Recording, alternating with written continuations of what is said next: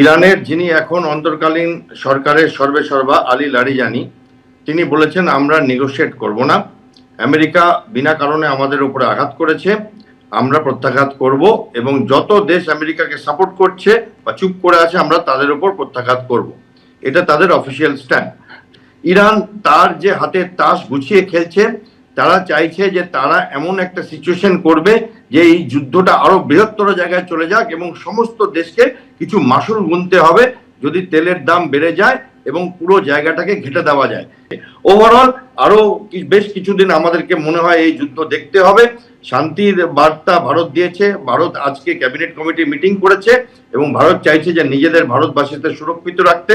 ভারতের প্রধানমন্ত্রী ইউএইর সর্বেসর্বার সাথে কথা বলেছেন এবং তার পাশে দাঁড়িয়েছেন এবং ওভারঅল মনে হয় যে আমাদের আরো কিছুদিন এই যুদ্ধটা থামবে না বিশ্ব যুদ্ধের দিকে এগাবে সেটার জন্য অপেক্ষা করতে হবে।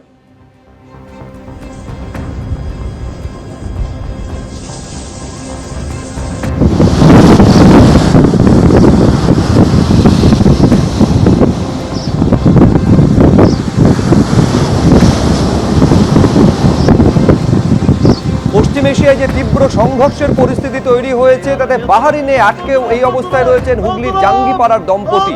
চোখের সামনে একের পর এক মিসাইল এবং ড্রোন হানার ভয়াবহ দৃশ্য তারা দেখছেন। আজ সকালেও সেখানে বিস্ফোরণের ঘটনা ঘটেছে। বাহারিন থেকে সেই হাড় হিম করা অভিজ্ঞতার কথা শোনালেন মানিক বাগুই এবং শোভা বাগুই।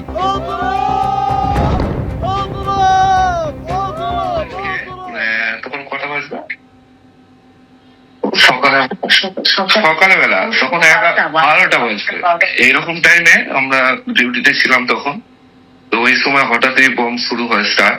তো আমাদের এখান থেকে বেশি দূরত্ব নয়, তাই ধরুন বেশি হলে হয়তো 5 কিলোমিটার এরকম হবে। ফার্স্ট এখানে বমটা পড়ে, আমরা বুঝতে পারিনি জুফের এরিয়াতে। তো আমরা তখন কাজের মধ্যে ছিলাম। কালকে সকালে 8টা পর্যন্ত পড়েছে, তারপরে 2-4বার সাইরেন বেজেছে, কিন্তু তারপরে আর হয়নি ক্যাজুয়াল সেরকম। কিন্তু আজ সকাল 8টার সময় মানে ভালো রকম হয়েছে আর কি।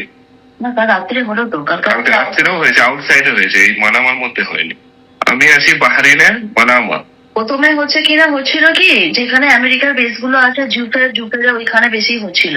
তো তারপরে আমরা সেরকম করছিলাম যে শুধুমাত্র ওই জায়গাগুলোই হচ্ছিল, আমাদের এখানটা হয়তো অন্য কোনো জায়গায় অ্যাটাক আসার সম্ভাবনা কম ছিল।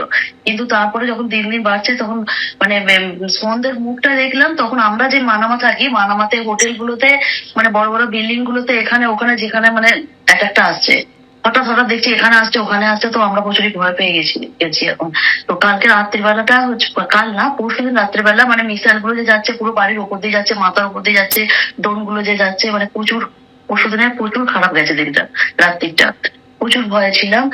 মানে এয়ারপোর্ট, হসপিটাল এগুলো সবই অ্যাটাক এসেছিল। আমাদের এই সামনে ফ্রাইডে ইন্ডিয়া যাওয়ার কথা ছিল, সেই হিসাবে আমাদের টিকিটও অ্যারেঞ্জ করছিলাম। এখন আপাতত এখানকার এয়ারপোর্ট বন্ধ। ট্রাভেলস ওয়ালাকে ফোন করছি, উনি অ্যান্সার করছেন না। এখন সেই হিসাবে আর একটু আমরা ভয়ে আছি যে কি হবে না হবে। প্রচুর বাঙালি এরকম রয়েছেন যারা ইরানে কাজ করতে গিয়ে এই একটা পরিস্থিতিতে আটকে পড়েছেন। যেমন বসিরহাটের 1 নম্বর ব্লকের শাকচুড়া বাগুন্ডি গ্রাম পঞ্চায়েতে এই মুহূর্তে শোকের ছায়া। 8 বছর আগে দেশ ছেড়ে ইরানে পড়াশোনা করতে গেছিলেন আমির হোসেন গাজী। সঙ্গে রয়েছেন স্ত্রী উষা পারভিন, 2 পুত্র এবং 1 কন্যা সন্তান। পড়াশোনার পর শিক্ষকতার সঙ্গে যুক্ত এই মুহূর্তে গাজী পরিবার। 48 ঘন্টা আগে মায়ের সঙ্গে শেষবারের জন্য কথা হয়েছে আমির হোসেন গাজী। ছেলে বলেছিল যে দুশ্চিন্তায় আছি। তারপর থেকে বন্ধ রয়েছে ইন্টারনেট, যোগাযোগ পর্যন্ত করা যাচ্ছে না ছেলের সঙ্গে। তাই প্রতিটা মুহূর্ত এখন পরিবারের উদ্বেগে কাটছে। 8 বছর আছে। আজকে শোনা গেল আমার ওখান থেকে একটা খবর আসলো যে এরকম নেট বন্ধ হয়ে গেছে। কালকে আমার ছেলের সঙ্গে কথা হচ্ছে না। আমার পরিবার 5 জন আছে, আমার ছেলে বৌমা 3 নাতি পুতে আছে। ছেলে বানে পড়ে। ভারত সরকারকে চাই আবেদন, আমার ছেলে বৌমা নাতিপতি বাড়ি আসুক সুস্থভাবে যেন চাই, এইটা আমার দাবি। আমার কোনো দাবি নেই যেন আমার বাচ্চা ভালোভাবে বাড়ি আসে। আমার ভয় করছে, শুনো অবধি। এবিপি আনন্দ এগিয়ে থাকে, এগিয়ে রাখে।